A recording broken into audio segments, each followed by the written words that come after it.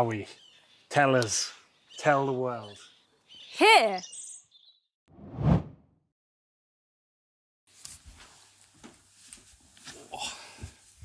I'm gonna have to remember how to talk to a camera now. Hello, the internet. My name's Tom. I'm a photographer and I make stuff like this. Please don't judge me for recording audio on my iPhone. I am poor. So a little while back, I went down to sunny Oxfordshire to do a shoot with my friend Becky Park. If you've followed me on Instagram for a little while, you might recognise Becky from a couple of shoots that I've done.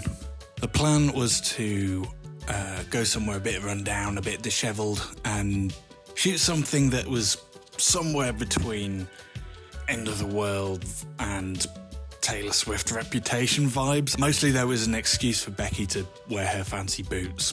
So in terms of a location, we settled on this lovely place called Minster Lovel, and I'll let Becky explain the background of that location. This is Minster Lovel. It was a manor house in the early 15th century. It was built upon by a big family. There is lots of information. I have not retained it from the last time I was here, but it was a nice manor house, and then it wasn't.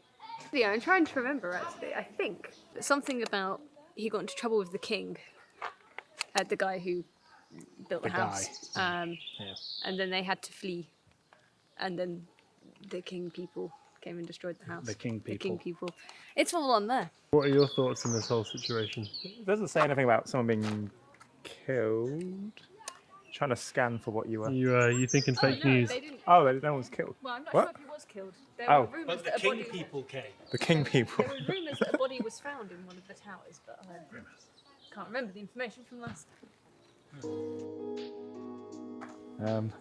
Should we take a little womble? Let's do a cheeky recce. Little womble. Little womble. Womble. Come on inside.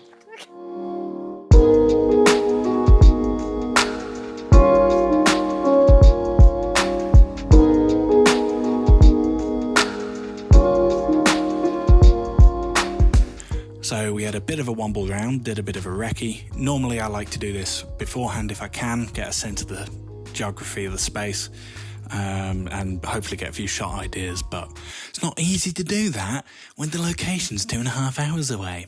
Google Images and Instagram, etc. can be quite helpful to gauge a sense of a location before you get there, but I find that's a little limited in terms of actually getting the lay of the land. I much prefer to physically go there if I can.